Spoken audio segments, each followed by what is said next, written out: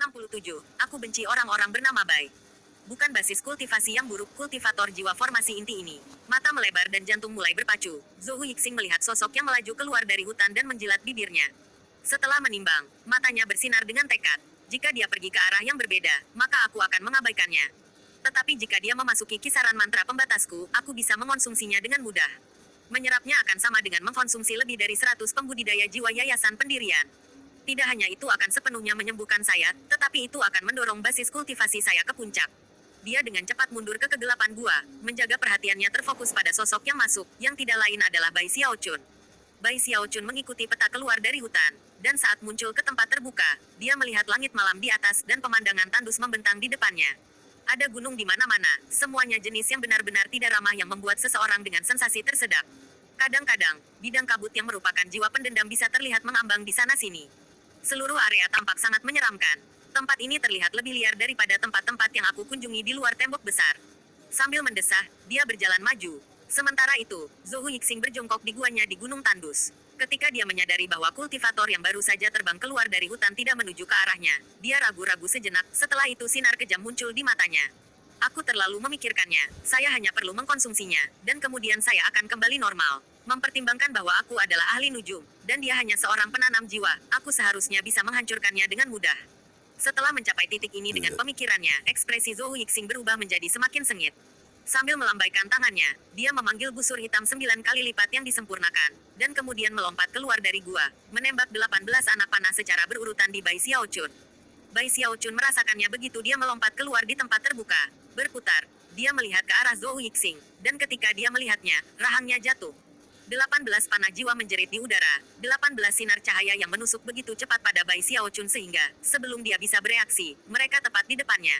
Zhou Yixing, pikirnya, hampir seketika, kegembiraan muncul dalam hatinya. Bagaimana mungkin dia bisa membayangkan bahwa dia akan benar-benar bertemu dengan wajah yang dikenalnya di sini. Yang lebih mengejutkan adalah bahwa wajah yang dikenalnya tidak lain adalah bintang keberuntungannya. Bai Xiaochun sudah sangat gembira melihat bagaimana perhatian Zhou Yixing muncul sedemikian rupa. Namun, ia dengan cepat mengambil keputusan. Aku tidak bisa membiarkan dia tahu siapa aku. Petik 2. Tidak ragu-ragu lagi, dia melambaikan jari telunjuk kanannya ke 18 panah jiwa. Seketika pusaran muncul untuk memenuhi panah, dan suara gemuruh yang kuat terdengar saat panah meledak. Gelombang kejut yang dihasilkan meledak mengirimkan debu ke segala arah. Pada saat yang sama, Bai Xiaochun terus maju, sama sekali tidak terluka. Mata Zhou Yixing hampir keluar dari tengkoraknya, dan jantungnya mulai berdegup kencang hingga dia mulai gemetar. Tiba-tiba, perasaan yang sangat buruk memenuhi dirinya. Sialan, dia mengutuk dalam hati, orang ini jauh lebih kuat dariku.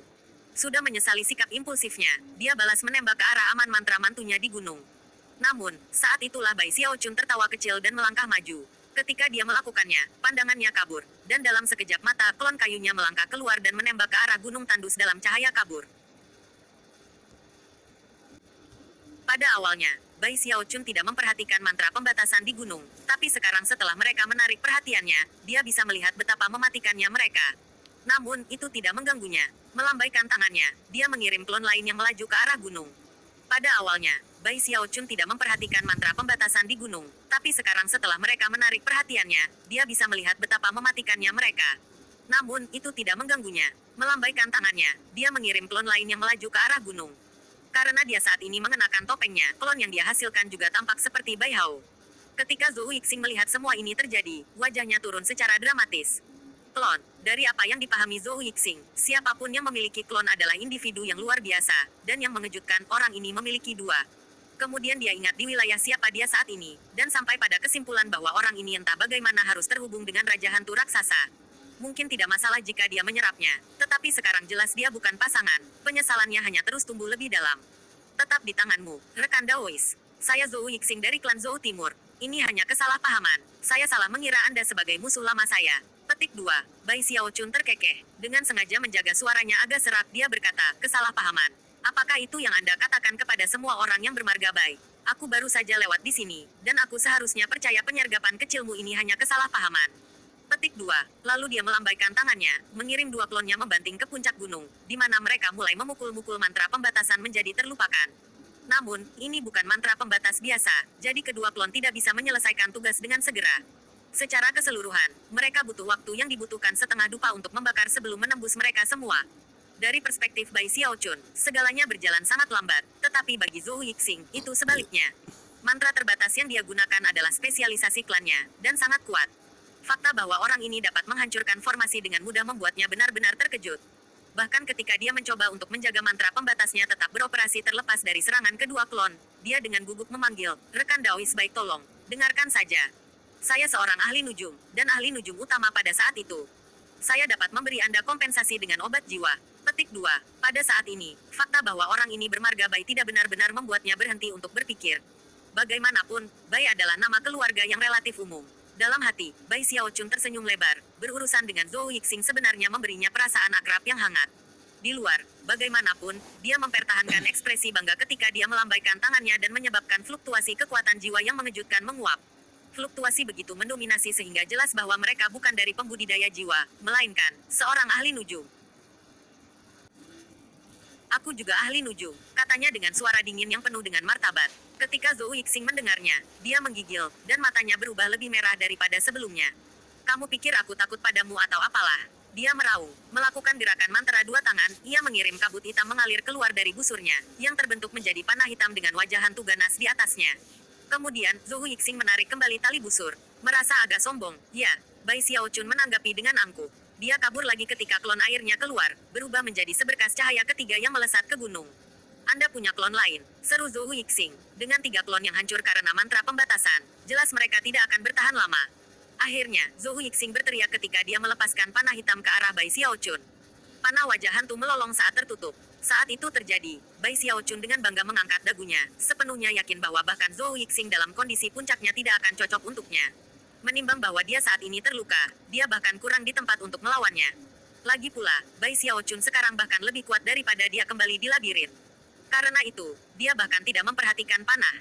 Dia hanya mengulurkan tangan dan meraihnya dengan paksa. Panah terhenti, dan wajah hantu itu menjerit dengan sedih. Namun, tidak ada perjuangan di pihaknya yang ada gunanya. Pikiran Zhou Yixing sudah berputar pada titik ini. Mustahil, bahkan ketika dia ternganga kaget, serangkaian ledakan terdengar ketika 3 klon akhirnya menembus yang terakhir dari mantra pembatasan, dan kemudian mengelilingi Zhou Yixing.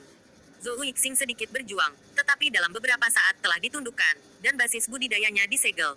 Kemudian, diri sejati Bai Xiaochun melangkah ke gua, berdeham saat dia melihat ke atas dan ke bawah.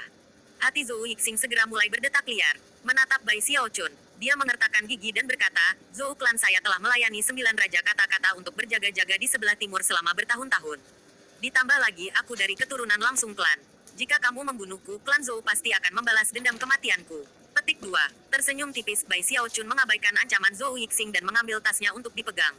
Setelah menghapus tanda branding, dia membukanya dan melihat ke dalam. Sayangnya, sebagian besar kosong kecuali beberapa benda lain-lain. Ada 4 lidah api 7 warna, yang dengan senang hati dikumpulkan Bai Xiaochun, bersama dengan busur itu.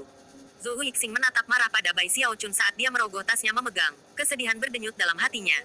Dia benar-benar tidak tahu mengapa dia akan diganggu oleh Bai Xiaochun di labirin, hanya untuk melarikan diri dan diintimidasi oleh orang lain bernama Bai. "Aku benci orang bernama Bai." Dia meratap dalam hati, air mata mengalir di pipinya.